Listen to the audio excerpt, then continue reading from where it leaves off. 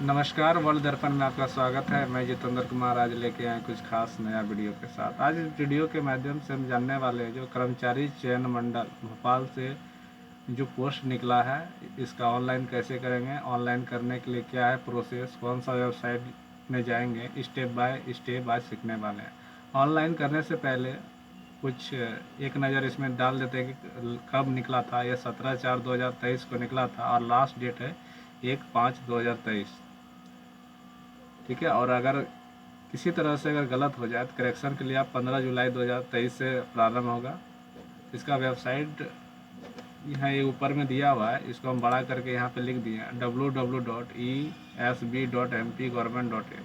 तो यहाँ पे आपको जाना है। जैसे आप इस पर क्लिक कीजिएगा तो आपका होम पेज इस प्रकार का खुल जाएगा। तो इसमें देख लेते हैं कि जो जनरल के लिए है 560 रुपया, 560 रुपया, SC ST और OBC के लिए 310 रुपया। ठीक है। ये 18 से 40 साल तक का कैंडिडेट भर सकते हैं। और ये जो है ग्रामीण कृषि विस्तार अधिकारी जो सबसे ज़्यादा पोस्ट है 1852। इसका बैचलर डिग्री है एग्रीकल्चर से होना चाहिए। ठीक है। और लैब टेक्निकल का 14 पोस्ट, टेक्नीशियन, और उसके बाद है फील्ड ऑफिसर का 27, एक्सटेंशन ऑफिसर, डायरेक्टर एग्रीकल्चर के लिए 1। तो यहाँ पे सभी प्रकार का आप यहाँ पे जैसे साइट खोलिएगा तो इसका एक नोटिफिकेशन का जो आएगा पूरा इसको पढ़ के प्रॉपर पढ़ लीजिएगा कि जैसे आप एग्ज़ाम हॉल में जाते हैं तो कौन कौन सा डॉक्यूमेंट लेके जाना है। अगर आधार कार्ड लेके जाते हैं तो उसमें वर्चुअल आईडी होना मान्य होगा। ये नहीं कि आप आधार कार्ड पहले का निकाला हुआ हो और उसमें आपका जो है वर्चुअल आईडी नीचे नहीं लिखा हुआ हो, जिसको हम लोग VID नंबर बोलते हैं। तो उसको आप क्या कीजिएगा, वो करंट निकाल के उसमें रहना चाहिए और सिग्नेचर वेरीफाइड का भी ऑप्शन रहना चाहिए। ये कर लीजिएगा तो ये सब आप नोटिफिकेशन में देख लीजिएगा। आज हम डायरेक्ट बताते हैं कि ऑनलाइन कैसे करना है। जैसे आप इस यहाँ पे क्लिक कीजिएगा तो आपका इस प्रकार का एक होम पेज खुल के आ जाएगा। तो जैसे आप ये साइट जो ये साइट हम जो यहाँ लिखे हैं उसको साइट को आप जैसे गूगल पे टाइप कीजिएगा तो आप इस प्रकार का होम पेज खुल के आ जाएगा। उसके बाद यहाँ पे क्या करना है, आपको इंग्लिश पे सिलेक्ट करना है। जैसे इंग्लिश पे सिलेक्ट करते हैं तो यहाँ पे दिखेगा ऑनलाइन फॉर्म समूह 1 समूह, यहाँ पे आपको क्लिक कर लेना है। जैसे आप क्लिक करते हैं तो यहाँ पे आपका इसको आप इंग्लिश कर लीजिए। उसके बाद यहाँ पे अगर आपने रजिस्ट्रेशन कर लिया तो प्रोफाइल बन चुका है तो आप डायरेक्ट यहाँ से प्रोफाइल पर यहाँ पे लॉगिन कर लीजिएगा। तो हम न्यू फ्रेश करना चाहते हैं, प्रोफाइल नहीं बना है। अगर प्रोफाइल गलत होगा एडिट करेंगे, फॉरगेट प्रोफाइल करेंगे तो हमको क्या करना है, शुरू से बता रहे हैं इसीलिए हमको प्रोफाइल रजिस्ट्रेशन पे आपको क्लिक करना है। जैसे रजिस्ट्रेशन पे क्लिक करते हैं यहाँ पूछा कि आपके पास पूर्व में पंजीकरण प्रोफाइल ID है। अगर प्रोफाइल ID है तो यस कीजिएगा, अन्यथा नो पे क्लिक कीजिएगा।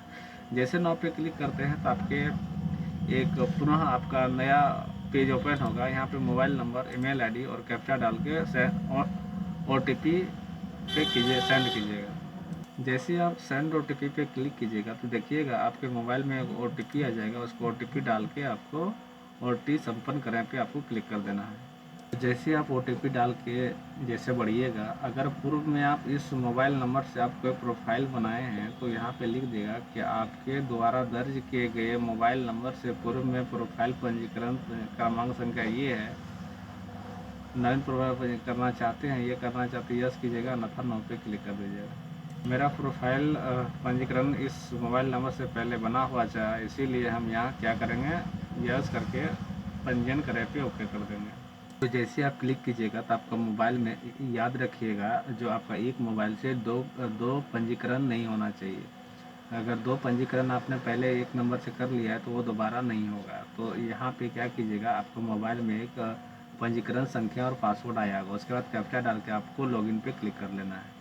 तो हमने क्या किया, मैंने जो पंजीकरण संख्या है उसके बाद हमने पासवर्ड डाल के उसके बाद हम लॉगिन पे क्लिक करेंगे। तो यहाँ पे आपको डैशबोर्ड में eKYC का 3 ऑप्शन आ जाएगा। क्या आपके पास आधार क्रमांक है तो यस कीजिए। उसके बाद OTP के द्वारा करना है कि बायोमेट्रिक के द्वारा करना है। तो बायोमेट्रिक के लिए आपको बायोमेट्रिक डिवाइस रखना होगा तो ज़्यादा इसलिए आधार से अगर मोबाइल नंबर जुड़ा हुआ है तो OTP के माध्यम से कर लेना है। उसके बाद आगे बढ़े पे आपको क्लिक कर देना है। जैसे ही आगे बढ़े पे क्लिक करेंगे उसके बाद आई एग्री करेंगे। उसके बाद यहाँ पे आपके द्वारा दिया गया eKYC आधार नंबर यहाँ पे डालना है और एग्री करना है और कैप्चा डाल के जनरेट OTP पे आपको क्लिक करना है। और इसमें एक बात है, आपका आधार अगर वो रजिस्ट्रेशन नहीं किए हैं, अगर दूसरा मोबाइल नंबर दे चुके हैं, जैसे जो आधार से लिंक नहीं हो, अगर उसमें आप रजिस्ट्रेशन कर दिए तो उसमें भी आपका आधार OTP से नहीं होगा, तब आपको लास्ट में बायोमेट्रिक से ही करना पड़ेगा। तो हमने बायोमेट्रिक डिवाइस को डाल के उसके बाद मैंने फिंगर देके कैप्चा सक्सेसफुली हो गया है मेरा। ये तो रजिस्ट्रेशन का पहला प्रोसेस हो गया कि आप वहाँ से OTP लीजिए, आपका मेन पेज जो है खुल जाएगा।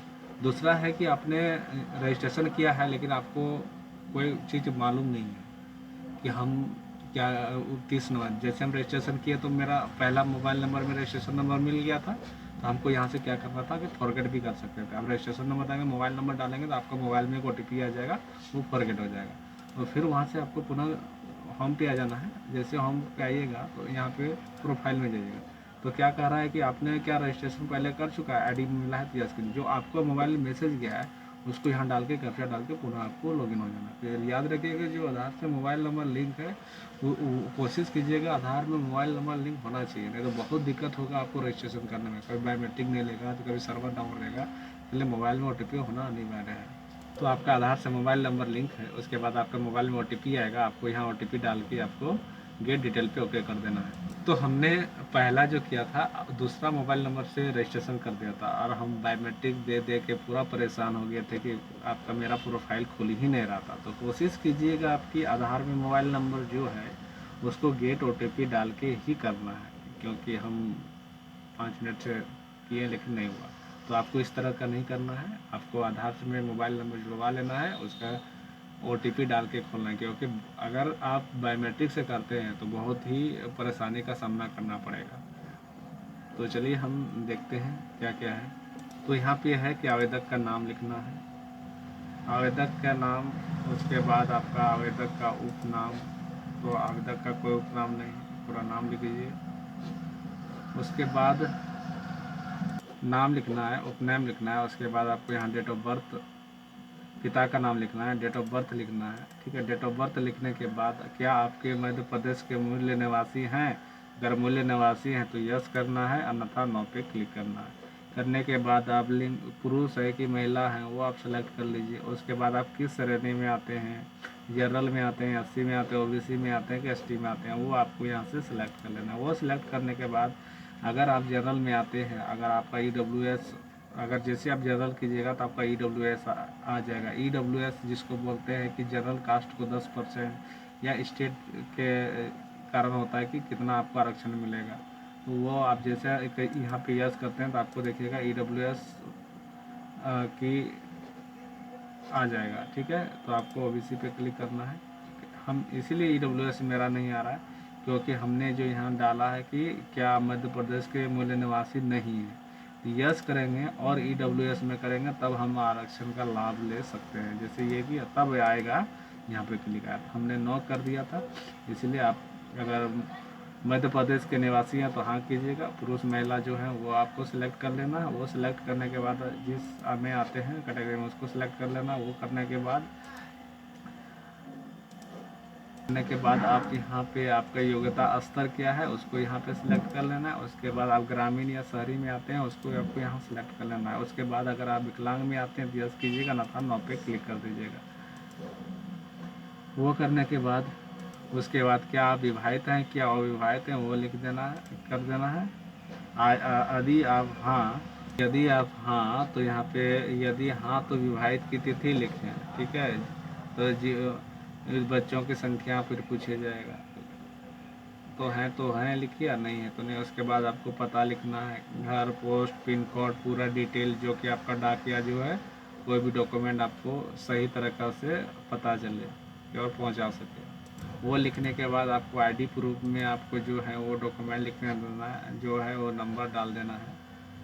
ठीक है, वो डालने के बाद आपको क्या आपके फिंगर बायोमेट्रिक परीक्षा बोर्ड में कोई समस्या है, क्या आप फिंगरप्रिंट देते हैं तो किसी का रहता है कि बायोमेट्रिक अपडेट नहीं रहता है, तो आपको बायोमेट्रिक अपडेट करा के ही जाना है। ठीक है, अगर कोई समस्या है तो हाँ कीजिएगा, नहीं है तो नहीं पे क्लिक कीजिएगा। तो अंगुली ये सब दे दे, तो हाथों की अंगुलियाँ नहीं है या कुछ है तो इसको दिखाना है, तो कुछ नहीं है तो कुछ नहीं दिखाना है। उसके बाद आपको क्या आपके अपने बैंक खाते में विवरण देना चाहते हैं? अगर विवरण देना चाहते हैं तो यस कीजिए, अन्यथा नो पे क्लिक कर दीजिए। उसके बाद आई एग्री करके आपको आगे बढ़ जाना है। बाद यहाँ पे आपको पंजीकरण पे ओके कर देना है। तो जैसे आप क्लिक कीजिएगा तो आपको पूरा ऊपर में आपका डिटेल आ जाएगा। उसके बाद यहाँ का आ रहा है कर्मचारी चयन, फोटो, हस्ताक्षर, लिखित, टेस्ट यहाँ पे अपलोड करना है कॉपी, ठीक है। यहाँ पे कैसे करना है, यहाँ पे क्लिक जैसे कीजिएगा तो आपका पेज इस प्रकार खुल के आ जाएगा। इसको आपको प्रिंट करना है, फोटो छापना है, हस्ताक्षर करना है और यहाँ पे कुछ घोषणा में लिखना है कि आपको कुछ वर्ड लिखना है। सेल्फ डिक्लेरेशन जो फॉर्म आता है, इसको यहाँ पे जो लिखा हुआ है इसी को यहाँ पे आपको उतार देना है, वो लिख देना है। उसके बाद यहाँ सिंपल बता दिया है कि कैसे करना है। तो यहाँ पे देखिए साइन कर दिया, फोटो साट दिए और हम जो है राइटिंग में हम यहाँ पे जो था, मैं घोषणा करता हूँ कि मेरे द्वारा आवेदन दी गई समस्या के जगह सत्य है, जो वही चीज़ आपको यहाँ पे आपको लिख देना है हाथ से। और 220 के भी साइज से ज़्यादा नहीं होना चाहिए। तो जैसे आपका अपलोडेड सभी पे टिक मार के अपलोडेड पे टिक कर देना है। उसके बाद जैसे कीजिएगा यहाँ पे आपका अपलोड हो जाएगा। उसके बाद कहता है कि जन्म तिथि प्रमाण पत्र,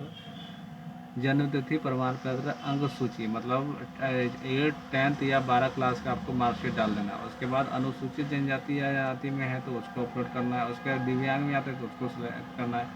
तो आपको विकलांग है तब, नहीं तो आपको क्या है कि अगर जनरल में आते हैं तो आप क्या कीजिएगा, एन पिछड़ा वर्ग प्रमाण पत्र है तो डालिएगा। ओबीसी हम सेलेक्ट किए थे इसलिए हमको यहाँ पे जाति प्रमाण पत्र अपलोड करने के लिए बोल रहा है। और जिनके पास नहीं है वो जनरल में आते हैं तो वो EWS डालेंगे। तो हमने यहाँ क्या है कि 12th का हम मार्कशीट अपलोड करेंगे। तो मेरा जो समस्या आ रहा है, समस्या यहीं पे आता है कि हम जो डॉक्यूमेंट को यहाँ समझ नहीं पाते हैं, 700 और 800 कि विदिन और हाइट क्या है समझ नहीं पाते हैं। तो देखिए यहाँ पे लिखा हुआ है 700 और 800 के बीच में 400 और 950। तो हम देखिए इसको जो राइट क्लिक करके हम पेंट में खोल लेंगे, यहाँ आ रही है साइज पे क्लिक करेंगे और यहाँ पे क्या बोला था, 750 और 4 और 950। तो 750 950 ओके कर दीजिएगा, सेव कर दीजिएगा। यहाँ पे देखिए MB साइज यहाँ दिख जाएगा कितना पे है। तो आपको यहाँ पे क्या करना है, इसको अपलोड कर देना है इस प्रकार। तो जैसे ही आप सबमिट पे क्लिक कीजिएगा तो आपको प्रोफाइल जो है पूरा आपका यहाँ पे डिटेल और नाम पता सब आपका दिख जाएगा। ये दिख जाने के बाद आपको फिर नीचे पे सबमिट पे क्लिक कर देना है। तो आपको यहाँ पे क्या करना है, प्रिंट आउट निकाल के आपको रख लेना है। अगर आपको प्रिंट आउट नहीं मिला है तो आपको यहाँ क्या कीजिएगा, रीप्रिंट पे आप यहाँ पे करके आपका ID पासवर्ड और कैप्चा डाल के सबमिट करके आप ना इस तरह रीप्रिंट आप निकाल सकते हैं। तो इस प्रकार आप फॉर्म भर सकते हैं। धन्यवाद।